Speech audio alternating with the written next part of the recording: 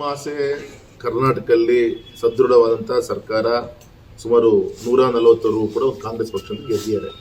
ಒಳ್ಳೆ ಆಡಳಿತ ಕೊಡಬೇಕು ಅನ್ನೋದು ನಮ್ಮೆಲ್ಲರದ್ದು ಕೂಡ ಅಪೇಕ್ಷೆ ಇದೆ. ಹರಿದು ಹಂಚಿ ಆ ದಿನಗಳಲ್ಲಿ ನಮ್ಮ ರಾಜ್ಯದ ಒಂದು ಏಳ್ಗೆಗೆ ತೊಂದರೆ ಆಗಬಾರ್ದು. ನಮಗೆ ಮತ್ತೊಂದು ಸಿಗುತ್ತೆ, ನಮಗೆ 2 ವರ್ಷಕ್ಕೆ ಮತ್ತೆ ಚುನಾವಣೆ ಜನರ ಮುಂದೆ ಹೋಗಲೇಬೇಕಾಗತ್ತೆ. ಈಗ ಆಲ್ರೆಡಿ ದೇಶದಲ್ಲಿ ಆಗ್ತಿರೋ ಬದಲಾವಣೆಗಳನ್ನು ನಾವೆಲ್ಲರೂ ಕೂಡ ನೋಡ್ತಾ ಇದ್ದೀವಿ. ಎಲ್ಲೋ 3 ರಾಜ್ಯದಲ್ಲಿ ಇವರು ಕಾಂಗ್ರೆಸ್ ಆಡಳಿತ ನಡೀತಾ ಇದೆ. ಎಲ್ಲ ಕಡೆನೂ ಕೂಡ ಅವ್ರನ್ನ ಬಿಟ್ಟು ಹೋಗ್ತಾ ಇದ್ದಾರೆ ಕಾಂಗ್ರೆಸ್ಸನ್ನು. ಸೊ ಈ ಸಂದರ್ಭದಲ್ಲಿ ನಾವೇನು ಅವಸರ ಮಾಡೋಂಥ ಪ್ರಶ್ನೆನೇ ಇಲ್ಲ.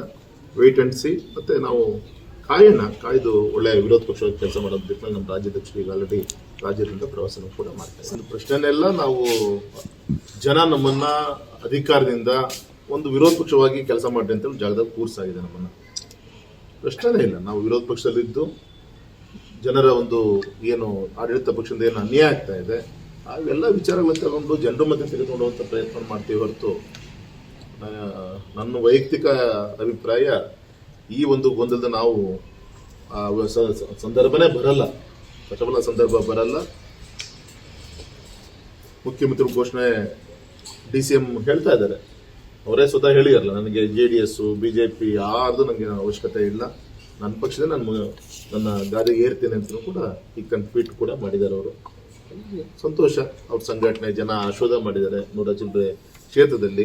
ಅವ್ರ ಪಕ್ಷದನೇ ಆಗಲಿ ಯಾರಾದರೂ ಆಗಲಿ ಬೇಗ ಒಂದು ಒಳ್ಳೆ ಆಡಳಿತ ಕೊಡೋದಕ್ಕೆ ಪ್ರಯತ್ನ ಮಾಡಲಿ ಅಂತ ನಾನು ಹೇಳ್ತೀನಿ. ತಪ್ಪೇನಿಲ್ಲ ಸರ್. ಇವತ್ತು ಡೆಮೋಕ್ರಸಿಯಲ್ಲಿ ಮಠಾಧೀಶರೇ ಇವತ್ತು ರಾಜ್ಯವನ್ನು ಆಡಳಿತ ಮಾಡ್ತಿರುವಂಥ ನಮ್ಮ ಯೋಗಿ ಆದಿತ್ಯನಾಥ್ ಅವರನ್ನು ನೋಡ್ತಾ ಇದ್ದೀವಿ. ಅನೇಕ ಸನ್ಯಾಸಿಗಳು ನಮ್ಮ ಲೋಕಸಭಾ ಸದಸ್ಯರಾಗಿ ಪಾರ್ಲಿಮೆಂಟಲ್ಲಿ ಅವ್ರ ಜೊತೆ ಕೂತಿರ್ತೀನಿ. ಮಠನೂ ನೋಡಿಕೊಂಡು ಧರ್ಮನೂ ನೋಡಿಕೊಂಡು ರಾಜಕೀಯ ಕ್ಷೇತ್ರನೂ ಕೂಡ ನೋಡ್ತಾ ಇದ್ದಾರೆ. ಹಾಗಾಗಿ ಅವ್ರ ಸಲಹೆಗಳನ್ನು ತಪ್ಪು ಅಂತ ನನಗೇನು ಅನ್ಸಲ್ಲ. ರಾಜಕಾರಣದಲ್ಲಿ ಧರ್ಮ ಇರಬೇಕು, ಧರ್ಮದಲ್ಲಿ ರಾಜಕಾರಣ ಇರಬಾರ್ದು ಅಂತ ಹೇಳ್ತಾರೆ. ರಾಜಕಾರಣದಲ್ಲಿ ಧರ್ಮ ಇರಬೇಕು ಅಂದರೆ ಕೆಲವು ಶ್ರೀಗಳ ಒಂದು ಒಳ್ಳೆ ಮಾತುಗಳನ್ನು ಕೂಡ ನಾವೆಲ್ಲರೂ ಕೂಡ ಗೌರವಿಸಬೇಕು, ನಮ್ಮೆಲ್ಲರೂ ಕೂಡ ಕರ್ತವ್ಯ. ಹಿಂದೆ ಯಡಿಯೂರಪ್ಪ ಸಾಹೇಬರು ಆ ಸಂದರ್ಭದಲ್ಲೂ ಕೂಡ ನೆನಪಿರ್ಬೋದು. ಆ ಸಂದರ್ಭದಲ್ಲೂ ಅನೇಕ ಸ್ವಾಮೀಜಿಗಳು ಆಶೋಧ ಮಾಡಿದ್ವಿ, ಎಲ್ಲರೂ ಕೂಡ ನೋಡಿ. ಇವೆಲ್ಲ ಒಂದು ರಾಜಕಾರಣದಲ್ಲಿ ಇರುವಂಥ ಒಂದು ವ್ಯವಸ್ಥೆಗಳಿದೆ ಅಂತ ಏನಲ್ಲ. ನೋಡೋಣ ಯಾರ್ಯಾರ್ದು ಎಲ್ಲದಕ್ಕೂ ಕೊನೆಗೆ ರಾಜಕೀಯ ಡಿಸಿಷನ್ನೇ ಹೈಕಮಾಂಡ್ ತೆಗೆದುಕೊಳ್ಬೇಕಾಗತ್ತೆ.